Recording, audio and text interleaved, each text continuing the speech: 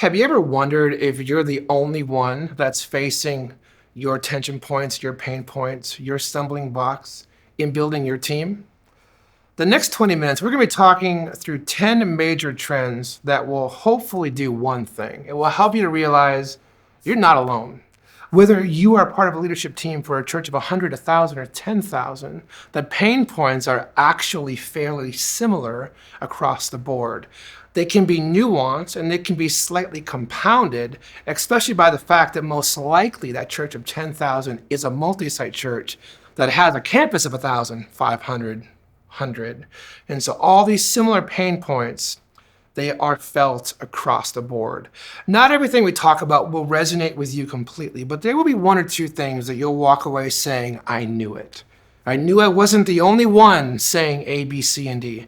So let's just jump right in and talk through 10 trends that headhunters and people within the talent acquisition space are hearing from high-level executive leaders from organizations of all different shapes and sizes across the country.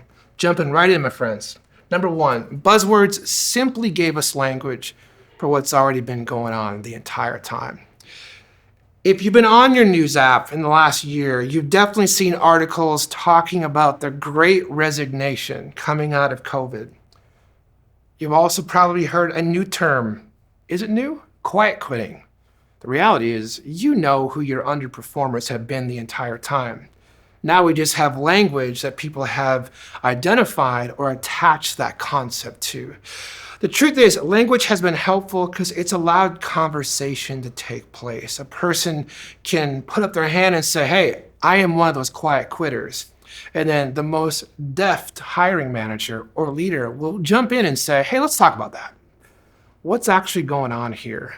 So it isn't that these are new things. They're simply these words. They just give us language to what's been taking place for a long, long time, since the very beginning. Number two, there appears from a lot of leaders' perspectives, so there appears to be an entire generation of leaders missing. We're hearing from a lot of seasoned leaders, especially that are in charge of hiring for a teaching pastor role or a potential lead pastor role. They're saying, where are they? They just don't seem to be here. And there actually is some data that does support that. For the longest time, the biggest complaint across the board was that there was more pastors leaving the ministry than entering it. That was especially true back in the 80s and the 90s. You compound that now with the results of deconstruction and disillusionment and people just realizing that they can make the same kind of money doing real estate or doing something else. And it's compounded that there does appear to be a generation of church leaders missing. So if that's a common complaint that you and your team have, believe me, you are not alone. We hear that across the board. Is there an easy fix? No, there isn't. Is there like an easy answer? Not that we've come across. But we do believe that God will always take care of his church. And there will be the kinds of leaders, the men and women that God does raise up. And you'll be able to identify them and you'll be able to coach them up into ministry. But the data does support that there is significantly less capable, qualified, called leaders than there appeared to be decades ago, for sure. Number three, restoration is back in a big way. And trust me, those two they're fairly connected with the limited just quantity of candidates out there and high level leaders. There's become an appetite to say, hey, just because someone has fallen, what would a path of restoration look like? The reality is, back in the 80s and 90s, if there was a young leader in Bible school that knocked up his girlfriend, it was game over. They were working at dominoes from there on out. But there's been an appetite and pathway to say, how can we identify leaders with a limp that have gone through a process of restoration and really just empower them to do their best work yet? A lot of people would say that the best leaders really do have a limp. However, the impacts when it comes to building a team and hiring a team are profound. And it mostly has to do with your role as the protector of your organization. Proximity breeds affection. And so you may have a leader that's on your team or is within your organization that you know has taken a tumble, and you kind of know the history of that. And so you may have the gut instinct to say, hey, I know them, they're good, let's bring them in. That has blown up time and time again for multiple reasons. There could be wisdom to bringing in some outside support to say, we have an open role, we have a guy, he's gone through A, B, C, and D, but we would love another godly leader's wisdom and perspective on, is that person healthy and ready to jump back into vocational ministry? And sometimes just having someone that you trust that's a part of a church that's in your network or something like that will help to alleviate the pressure that you feel to make a decision that is colored by relationship. You know that person. It's also true within a headhunting context or like an outside hire to say that if your church or ministry is open to that type of candidate, there can be incredible value there for sure, but it is incredibly important to vet. Know the story. The worst thing that can happen is you hire a person in and the ex-wife calls 6 months later with a completely different tale. The worst thing that can happen is 2 years in, you find out it wasn't this, it was this plus this plus this. So as long as you know what you're getting yourself into, it is very, very true that the best leaders can walk with a limp. You just need to know how bad is that limp. Number 4, the process is simply faster now. There has been a lot of leaders from larger churches that have a pretty baked in hiring protocol to say, hey, we really pride ourselves on taking the time to get to know a candidate from anywhere from 3 months to 6 months to 9 months. Those same leaders are now saying, we're just seeing candidates not hang for the process. They're dipping out after a couple months into it because there is another church that's a little bit leaner, quicker, and faster to say, hey, we've walked through the process.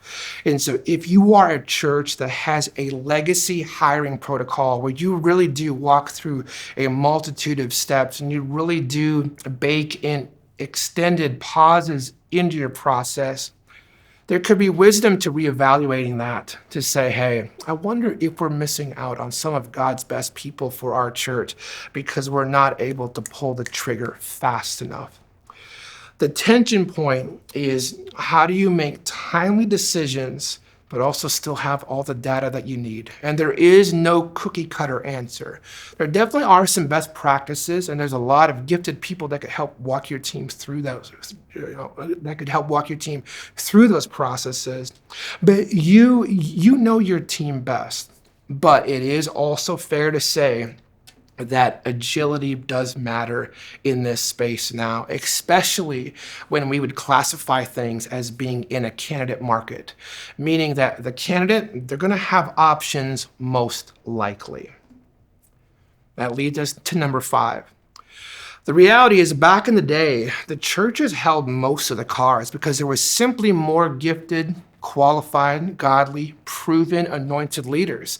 If they were looking to hire the next youth pastor or worship pastor or executive pastor, they kind of had their pick, and they were able to walk out their process and really take their time. The tables have turned. By and large, especially high-capacity leaders and high-capacity candidates, they hold the cards now. It doesn't mean you can't win the game, but just knowing that you're going to have to sweeten a few deals. You're going to have to really move the process and make things make sense to why that person would pick your church over the next church down the road.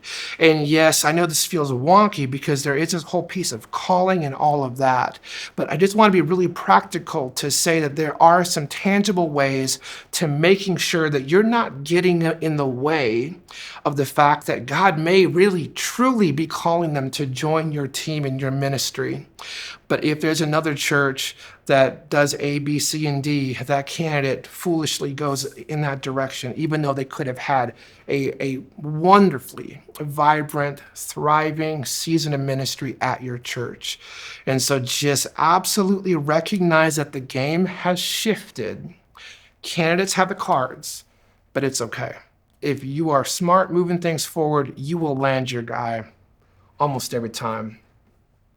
One major trend that we've identified very, very quickly, and this has been felt across the board, is that the trend from 15 years ago of hiring young, dumb, and cheap has really lifted. I think they were from across the board, all different churches of all different shapes and sizes, multiple roles, saw that bringing in the 21-year-old youth pastor to take over the thing, it actually kind of broke more things than it fixed. And so the tension point now is that most hiring teams, most executive teams have shifted what the ideal candidate looks like across the board, not just for student ministry roles or next gen or worship in particular, but also like the lead pastor role. There are less and less 26-year-old guys that are jumping out there saying, I'm going to plant a church. It's just happening less and less these days. And so there's been more structure and more ideation around the idea of how can we identify clearly potentially gifted leaders and walk them through systems and processes that will develop them into like godly leaders that can serve with longevity. There's been too many times where it just burned up after a couple of years, for sure. And so that's been a major, major trend. The reality is, like if you looked at just like the worship space, there was kind of a season in there where we said, as soon as a worship guy goes from 29 to 30, they've aged out. The reality is that has shifted greatly to say, we think guys are just finding their legs by the time they're 30. And it's true that this next generation of leaders, they seem to be developing at a later rate. There was a trend, again, young, dumb, and cheap. I would be one of those young, dumb, and cheap guys who 20 years ago, I was given a shot in a space I had no business being a part of. Learned a ton through it. But even being one of those guys, I do wish I could have been a part of a development pipeline or process to where I knew I could have been in the thing long term. There is a generation of leaders missing, and that's actually partially to blame. All right, number 7, we are almost there, my friends. And every campus pastor is going to say, yep. The campus pastor position has quickly become the most maligned position. And every worship guy said, amen. For years and years and years, the worship guy and the youth guy, every conversation was, how do we fix this? How do we fix that? And then multisite happened. And campus pastors, by and large, a lot of the pain points that are being felt across churches of all different shapes and sizes is, how do we get this role right? And the reality is, unlike a lot of other primary roles, this one tends to look fairly different. There's 3 or 4 different ways that you can bake in that space. One version is, hey, we're looking for a high-quality team manager.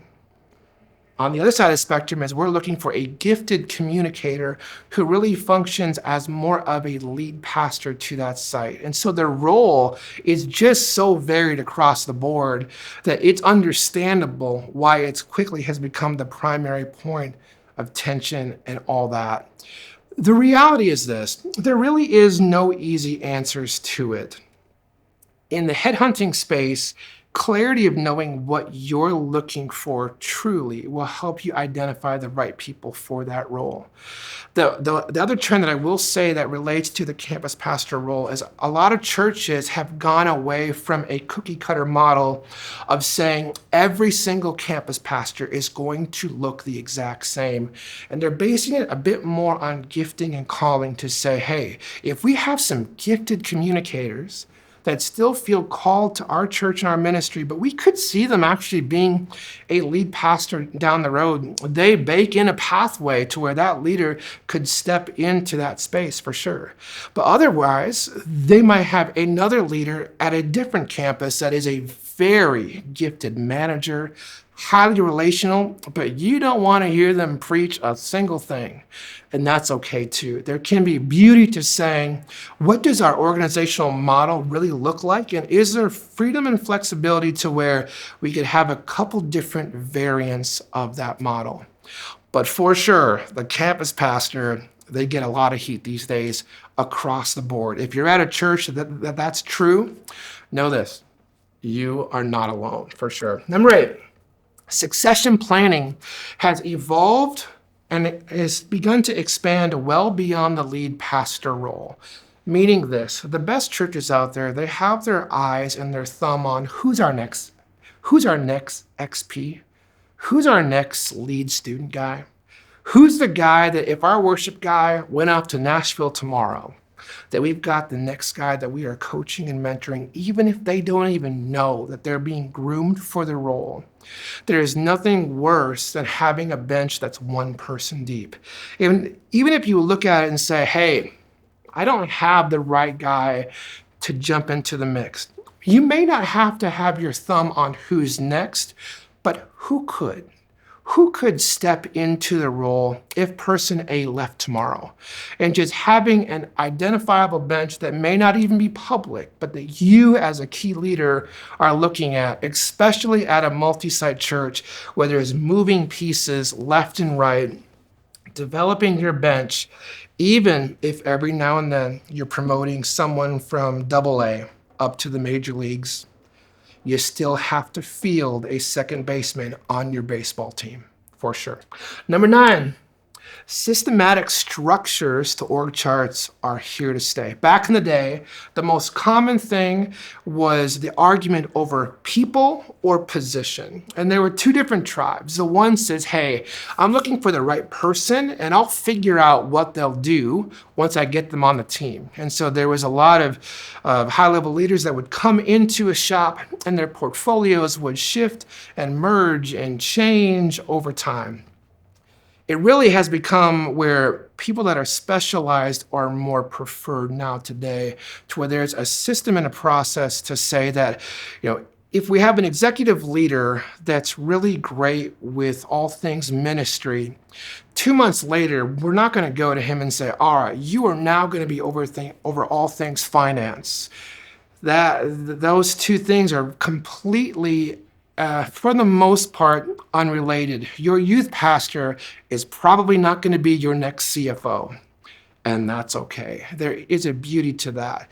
But it's almost gone across the board, almost to the opposite extreme now, where we are prioritizing a particular org chart formula across the board, and sometimes missing out on some really key leaders that could thrive in your church if there was some tweaks made. That's especially true within your campus pastor roles, for sure.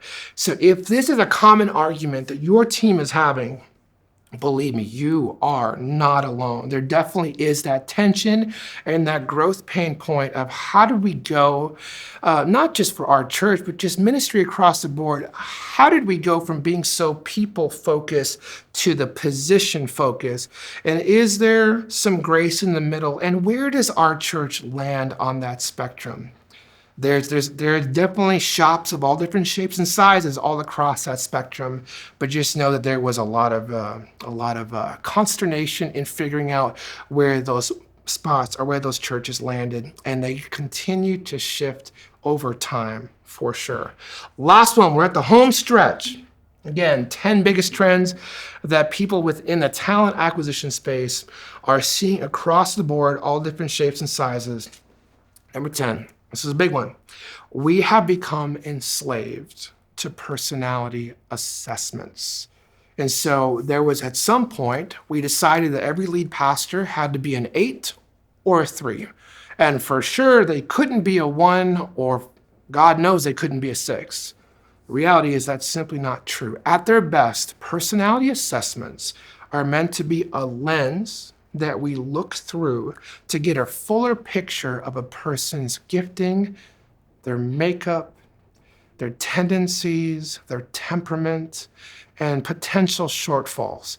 And there can be incredible wisdom to go into a particular position knowing kind of what you think that role requires. If you're needing someone that's really, really great with details, there are some great lenses that we can look through to identify that there are certain personality types, no matter what tool you use. It could be DISC, it could be Strength Finders, it could be Myers-Briggs, it could be the Enneagram. It could be any of those, but they are different lenses that will help you identify potential right fits. They should usually be more of a green light versus a green or yellow light versus a hard red light.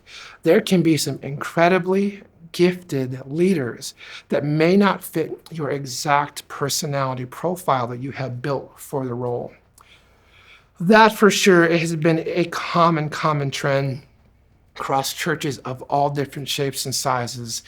And the reality is this: there will always be another assessment.